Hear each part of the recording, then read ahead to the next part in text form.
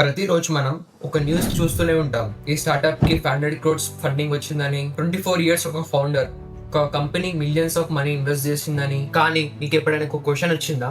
అసలు ఒక ఐడియాకి 100 కోట్లు ఎవరు ఇన్వెస్ట్ చేస్తారు? ఇన్వెస్టర్ కి ఫ్యూచర్ లో ప్రాఫిట్స్ ఉన్నాయని ఎలా తెలుస్తుంది? లేదా ఇది మొత్తం లక్ గేమా? రియాలిటీ ఏంటంటే స్టార్టప్ ఫండింగ్ అనేది ఒక లక్ అనేది కాదు, అది ఒక స్టెప్ బై స్టెప్ ప్రాసెస్. ఒక ఫౌండర్ ఫస్ట్ ఒక ఐడియా నుంచి స్టార్ట్ చేసి, దాని తర్వాత కంపెనీ బిల్డ్ చేసి, ఇన్వెస్ట్మెంట్ కోసం ఇన్వెస్టర్స్ ని కన్విన్స్ చేసి క్రోర్స్ రైజ్ చేయాలి.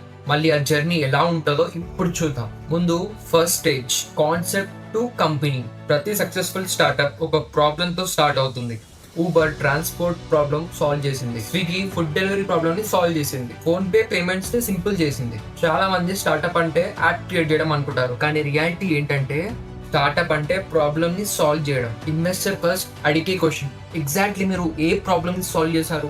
ప్రాబ్లమ్ క్లియర్ గా లేకపోతే బిజినెస్ సర్వైవ్ కావడం చాలా కష్టం. ప్రాబ్లమ్ ఐడెంటిఫై చేశాక ఫౌండర్ డైరెక్ట్ గా ఇన్వెస్టర్ దగ్గరికి వెళ్ళాడు. ఫస్ట్ MVP క్రియేట్ చేస్తాడు, అంటే మినిమం ఫ్యూచర్స్ తో ప్రొడక్ట్ బిల్డ్ చేసి మార్కెట్ లో టెస్ట్ చేస్తాడు. కస్టమర్స్ యూజ్ చేస్తారు, ఫీడ్బ్యాక్ ఇస్తారు. మనీ పే చేస్తారా అంటే లేదు, ఎందుకంటే ఫీడ్బ్యాక్ లో తీసుకున్న క్వశ్చన్స్ ని కరెక్ట్ చేస్తారు. ఎందుకంటే ఇన్వెస్టర్స్ కి ప్రామిస్ కాదు, ప్రూఫ్ కావాలి. ఇక్కడ సెకండ్ స్టేజ్ స్టార్ట్ అవుతుంది, incorporation and seed round. Founders కి ఇప్పుడు ఒక ఐడియా ఉంది, ప్రొడక్ట్ ఉంది, కొన్ని కస్టమర్స్ కూడా ఉన్నారు, కానీ కంపెనీని నెక్స్ట్ లెవెల్ తీసుకుపోవాలంటే పక్క మనీ కావాలి. అప్పుడు కంపెనీని రిజిస్టర్ చేస్తారు, లీగల్ గా అన్ని క్రియేట్ చేస్తారు, లైక్ డాక్యుమెంట్స్ అన్ని. ఎందుకంటే ఇన్వెస్టర్ పర్సనల్ అకౌంట్ లో ఇన్వెస్ట్ చేయడు, కంపెనీలో ఇన్వెస్ట్ చేస్తాడు. మరి ఫస్ట్ ఇన్వెస్ట్మెంట్ ఎవరిస్తారు? యూజువల్లీ ఫౌండర్స్ ఓన్ సేవింగ్స్ నుంచి, ఫ్రెండ్స్, ఫ్యామిలీస్ లేదా ఏంజల్ ఇన్వెస్టర్స్. వీళ్ళని సీడ్ ఇన్వెస్టర్స్ అంటారు. సీడ్ ఫండింగ్ అంటే బిజినెస్ ని స్టార్ట్ చేయాలంటే ఫస్ట్ ఎక్స్టర్నల్ ఇన్వెస్ట్మెంట్. ఈ స్టేజ్ లో ఫౌండర్స్ కంపెనీలో కొంచెం ఓనర్షిప్ అంటే ఈక్విటీ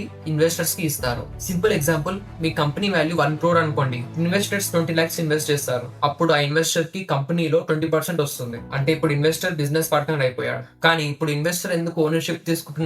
ఎందుకంటే ఫ్యూచర్ లో కంపెనీ వాల్యూ 1 crore నుంచి 1000 crores అయిందంటే అప్పుడు ఆ 20% షేర్ వాల్యూ కూడా hundreds of crores అవుతుంది. అదే VC గేమ్. కానీ సీడ్ ఫండింగ్ వచ్చిందని సక్సెస్ గ్యారంటీయా? అసలు కదా ఇప్పుడు రియల్ ప్రెషర్ స్టార్ట్ అవుతుంది. ఫౌండర్స్ ఇప్పుడు ప్రూవ్ చేయాలి ఇది బిజినెస్ స్కేల్ అవుతుందని. కస్టమర్స్ ఇంక్రీస్ కావాలి, రెవెన్యూ గ్రో అవ్వాలి, టీమ్ బిల్డ్ అవ్వాలి. అవన్నీ సక్సెస్ఫుల్ గా జరిగితే కంపెనీ నెక్స్ట్ స్టేజ్ కి వెళ్తుంది. అదే series A funding. Series A అంటే ఐడియా మీద ఇన్వెస్ట్మెంట్ కాదు, గ్రోత్ మీద ఇన్వెస్ట్మెంట్. ఇక్కడ వెంచర్ క్యాపిటల్ ఫ్రెండ్స్ ఎంటర్ అవుతాయి. వాళ్ళు ఒక ప్రెజెంటేషన్ చూసి ఇన్వెస్ట్మెంట్ చేస్తారు, చాలా క్వశ్చన్స్ అడుగుతారు. కస్టమర్స్ ఎంత మంది, మంత్లీ రెవెన్యూ ఎంత, గ్రోత్ స్పీడ్ ఏంటి, కాంపిటీషన్ ఎలా బీట్ చేస్తారు, 5 years తర్వాత కంపెనీ ఎక్కడ ఉంటది. ఒక ఆన్సర్ కూడా వీక్ గా ఉంటే ఫండింగ్ రిజెక్ట్ అయ్యే ఛాన్స్ ఉంటది. కానీ నెంబర్ స్ట్రాంగ్ గా ఉంటే VC ఫ్రెండ్స్ క్రోర్స్ ఇన్వెస్ట్మెంట్ చేయడానికి రెడీగా ఉంటారు. ఎందుకంటే వాళ్ళకి బిజినెస్ ప్రాఫిటబుల్ ఉండడం కన్నా బిజినెస్ ఫాస్ట్ గ్రో అవ్వడం ఇంపార్టెంట్. ఎందుకంటే ఫాస్ట్ గ్రోయింగ్ కంపెనీస్ ఫ్యూచర్ లో $1 billion బిజినెస్ కావచ్చు. కానీ సిరీస్ A ఫండింగ్ తర్వాత ఏం జరుగుతుంది? కంపెనీ క్రోర్స్ రైజ్ చేసింది, ఆ మనీని ఎలా యూజ్ చేస్తారు, ప్రాఫిట్ ఎలా జనరేట్ చేస్తారు?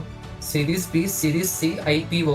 ఇన్వెస్టర్స్ ఫైనల్ గా మనీ ఎలా ఎండ్ చేస్తారు? ఇది మనం నెక్స్ట్ పార్ట్ లో కంప్లీట్ చేద్దాం. అండ్ ఫ్రెండ్స్, నా ఛానల్ ని సబ్స్క్రైబ్ చేసుకోండి అండ్ సపోర్ట్ చేయండి. ఇది నా ఇనిషియల్ స్టేజ్, కొంచెం ఇంప్రూవ్ అవుదాం అనుకుంటున్నా, సో కొంచెం సపోర్ట్ చేయండి.